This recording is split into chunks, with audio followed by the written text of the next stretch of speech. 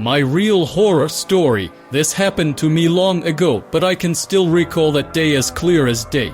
It's a bit long, but I'll try to simplify as possible. When I was young, maybe 5 or 6 years of age, my family moved over to Hungary from the UK due to my father's job requirements. In the early 1990s, when the dissolution of the Soviet Union had turned the Socialist Republic to liberal democracy, allowing large corporations finally to enter the country and establish a foothold in the land of opportunities. My father was from one of those companies. We bought a large mansion-like house in Budapest. The house was large with 4 rooms and a large front and backyard. I was told the house was considerably cheap compared to its large size. Our parents thought it was because the country was under communist rule that everything was so cheap. Few months had gone by and me and my sisters were getting settled in nicely. It was great having a huge backyard and school was fun. We were sent to one of those newly established American international schools, the ones that have Christian backings. Anyway, I was not really into religion and found the teachings of the Bible boring at most, but at least the hamburgers and pizzas were cheap. More weeks went by and we were now completely at home in our new house, but then things got weird really fast. I shared my room upstairs with my sister and we would talk ourselves to sleep every night. But one night we were both really tired from some vigorous backyard playing, so we fell asleep almost instantly that night. I was woken in the middle of the night looking for a glass of water. As I awoke, I took a glimpse towards my sister's bed that was on the other side of the room. Then I saw it. In the dark room on her bed, my sister was sitting up. I couldn't see her properly, only her shadowy silhouette. Before I could say anything to her, she lay back down. But it wasn't a normal laying down. She just slammed into her bed like you would when you are frustrated. Odd, I thought, but didn't give much thought to it. My need for a glass of water was a higher priority. But just before I got up from my bed, I saw her sit up again. She just sprung up. It was too weird and I froze. Then she slammed herself back down into the bed and then sprung up and again slammed down into her bed. Again and again. The bed shook, making squeaky noises every time she slammed into her bed. I couldn't move, couldn't breathe. I just lay still in my bed looking at my sister's shadow just sit up and lay down again. I don't know how long it had been. Seemed like hours. But she stopped. She sat there very still. Dark silhouette now seemed even darker and black. Then she slowly turned her head towards my bed. So I shut my eyes as hard as I could, hoping that this was all a bad dream.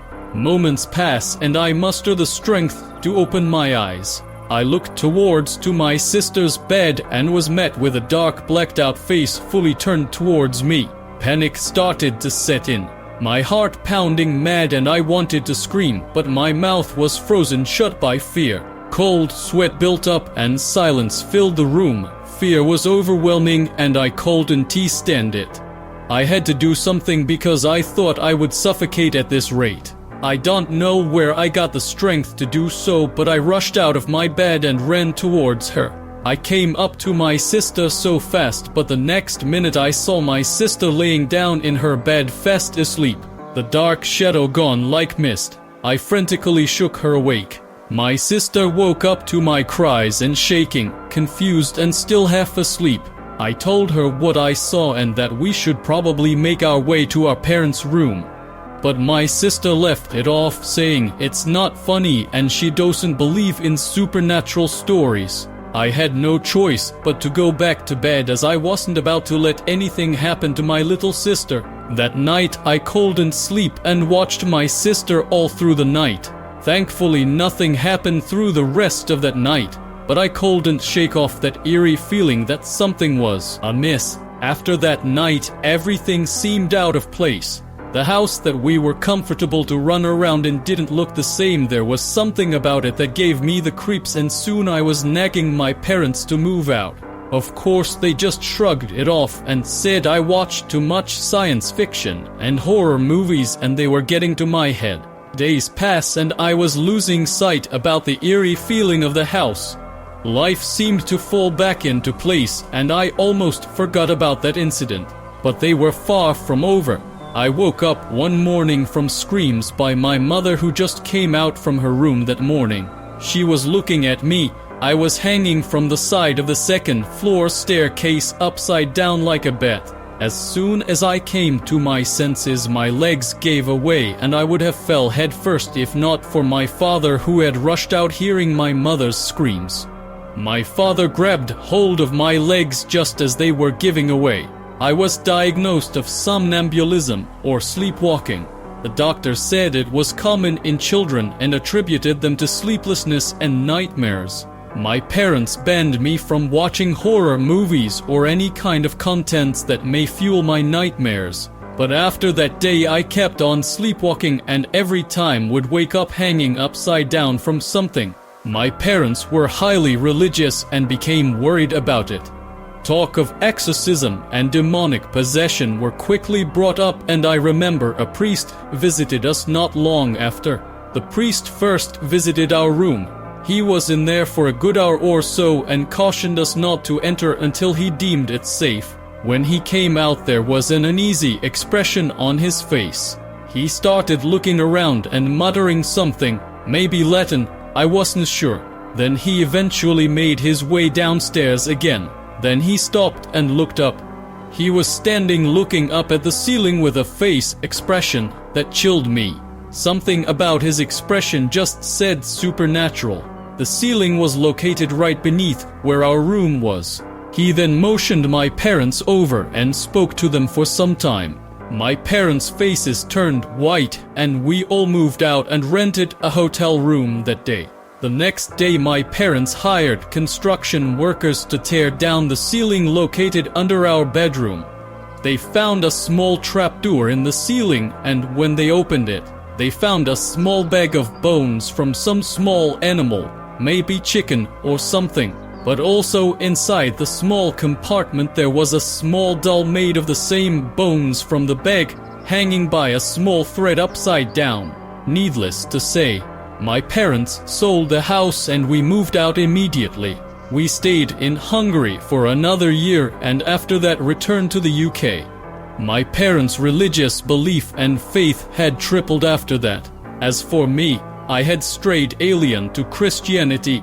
I am not an atheist and I still believe in God and all, but churches make me uneasy for some reason. I stopped going when I entered college and never been to one ever since. But that incident in Hungary had stopped me from not believing altogether. Something supernatural walks among us on this plane of existence, I am sure of that. My recent encounters also has led me to believe in the supernatural, but that is for another story. I found a box of classified files hidden inside an abandoned ranger station. I should not have read them. I have never posted anything like this before. I am not the kind of person who shares things on the internet. But I have been carrying something for almost 30 years and I cannot do it alone anymore. In 1996 I was working as a contractor in northern Arizona. Mostly repair work, cabins, fire towers, old ranger stations. The kind of jobs nobody else wanted because they were too far from anywhere and paid next to nothing. In October I got a call from a Park Service office asking if I could spend 2 weeks repairing a ranger station deep in the mountains. They said the place had been abandoned since the late 70s. Nobody told me why. The station was about 40 miles from the nearest paved road. No power, no phone line, just a dirt track through pine forest and canyon country. The building was worse than they described. Half the roof had collapsed. The walls were black with mold. Rat nests in everything. The place felt wrong from the moment I stepped inside. Not haunted. I do not believe in that. Just heavy, like the air had not moved in a very long time. On the third day I was pulling rotten shelving out of the station office. Behind the shelves I found a door. Narrow, set into the wall like it was built with the station and then covered up later. The hinges were rusted shut. I had to use a crowbar. Behind the door was a small room, no bigger than a pantry, no windows, concrete walls, which was strange because the rest of the station was timber frame. Someone had built this room differently on purpose. There was a metal desk, a broken chair, and on the floor, a wooden box. The box had no label, no lock. It was heavy. Inside were dozens of file folders, some typed on official Park Service letterheads, some handwritten on notebook paper, some just scraps folded and tucked in. The oldest file was dated 1931. The newest was from 1982. Over 50 years of reports, all hidden in the same room, all passed down from one head ranger to the next. And every single folder had the same stamp across the front. Red ink, block letters, do not file. I did not read them all that night. I read 5 or 6 sitting on the floor with a work lamp plugged into my generator. 5 or 6 was enough. They were incident reports that somebody had decided should not exist. Disappearances, hikers, campers, hunters, families, people who walked into the backcountry and did not come back, or who came back wrong, miles from where they should have been, confused, injured, unable to explain what happened, and the details kept repeating. Camps found intact, gear untouched, and the boots, always the boots, left behind in the tent or beside the bedroll, placed neatly, like the person had taken them off, set them down, and walked into the dark barefoot, not once, not twice, across decades, across different parks, different rangers writing the reports years apart, none of them knowing the others had seen the same thing, but someone knew. Someone collected these files and hid them behind a wall and stamped every one of them with the same words. I should have put the box back. I should have sealed the room and driven home. Instead, I loaded the box into my truck. Something happened on my last morning at that station. I woke up early, maybe 5:30. I stepped outside and looked down at the ground in front of the door. The dirt was soft. I had been tracking my own boot prints in and out for days. I knew what my prints looked like. These were not mine. They were bare feet. Bare footprints starting about 10 feet from the front door, not coming toward the station, leading away, toward the tree line at the edge of the clearing. They crossed the clearing in a straight line and disappeared into the trees. There were no prints coming back. I was 40 miles from the nearest road. I had not seen another person in 4 days. I finished the job. I did not sleep well, and when I drove out, the box was in the back of my truck. I never handed it over. I never told anyone what I found. Not until now. I have carried this box for almost 30 years. I have gone back to it dozens of times, read more of the files, compared them, found patterns that span decades and stretch across the entire country. The boots, the distances that do not make sense, the caves that nobody wants to talk about, and the people who tried to report what they saw and were quietly moved aside. People are still going missing, every year, the same way, in the same kinds of places. I have started recording myself reading through these files, all of them, in order. I need there to be a record that cannot be stamped and buried. You can find the recordings. I do not know if anyone will listen, but they are there.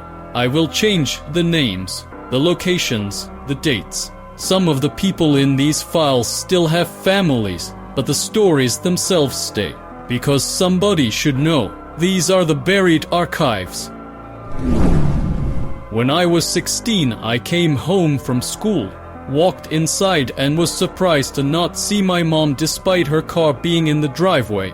I walked through the living room towards the kitchen, and as I passed my little brother's room on the right, I saw the door was open, and I saw my mom sitting on their bed, lights off, facing the wall with her back to me. I stopped and stood in the doorway and said, "Mom," she said, really weakly, almost like she had just woken up. Come here.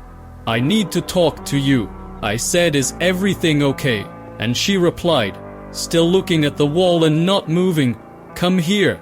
I need to tell you something. Immediately, I thought the worst, that something had happened to one of my little brothers or my mama or something. I took half a step over the threshold into the room when I heard the back door open in the kitchen, turned my head to look, and saw my mom walk into the kitchen. She called out, hey honey, I got off early today. How was school? My blood went ice cold in my veins and I couldn't bring myself to look back into my brother's room.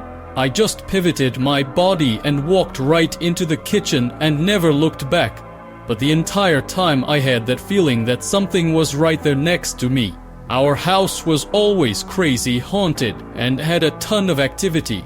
But that was by far one of the most insane encounters I ever had.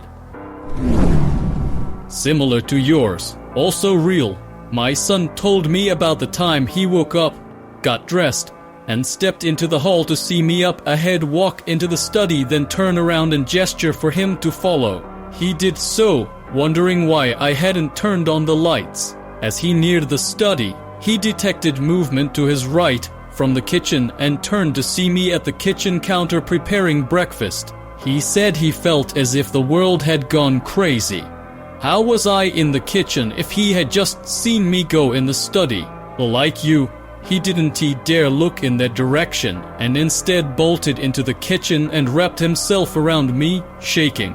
I remember that and asked him what was the matter.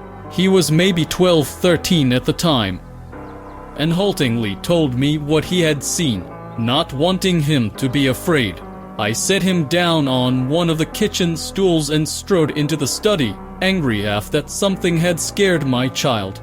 There was nothing there, but the room felt unnaturally warm compared to the living room and kitchen. Never happened again. About 10 years ago, I went to bed in the family game room after playing some video games all night. I was about 18 at the time. My brother and cousin were home, but they were in the living room watching a movie, and at about 2 a.m. I called it quits and turned off all the lights, closed the door and went to sleep.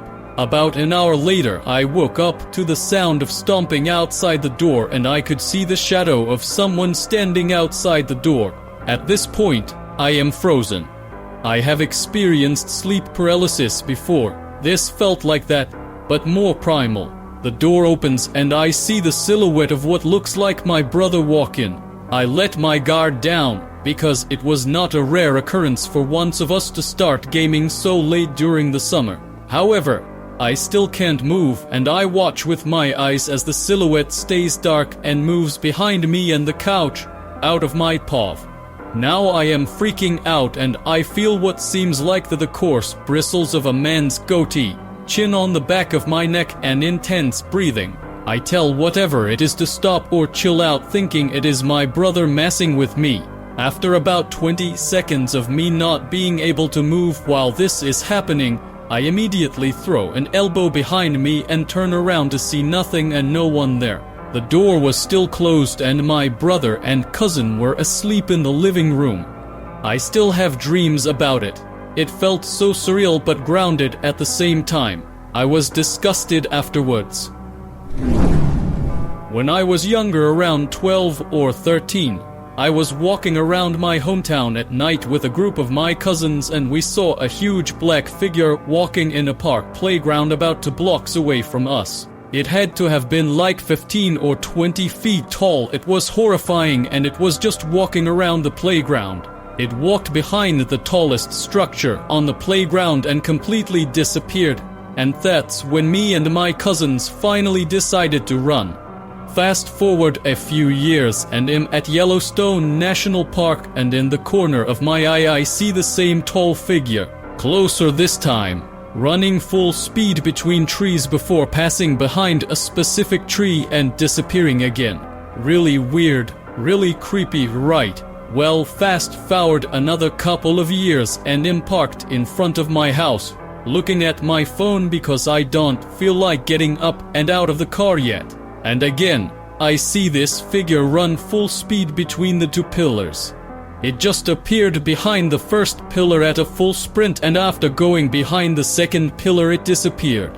About 20 feet away this time. This only really scares me because the figure was getting closer each time I saw it. And the last time I did see it, it was at my house. I had also liked to add a little side story about my house being haunted, but it's not really a story, it's more so just things that happen or have happened. I was alone downstairs and the lights went out for a split second and my pantry door creaked open. It was fully closed.